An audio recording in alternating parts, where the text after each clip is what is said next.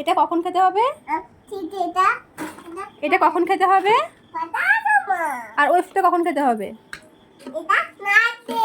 হ্যাঁ, আমার দিকে তাকাও।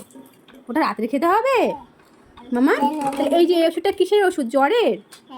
আর জ্বর হলে কি ওষুধ খেতে হয়? জ্বর হলে কি ওষুধ খেতে হয় বলো? এটা কিসের ওষুধ? প্যারাসিটামল। জ্বর হলে কি ওষুধ খেতে হয়? থাক থাক থাক, এখন ভাঙতে হবে না। খেয়ে নিচ্ছি,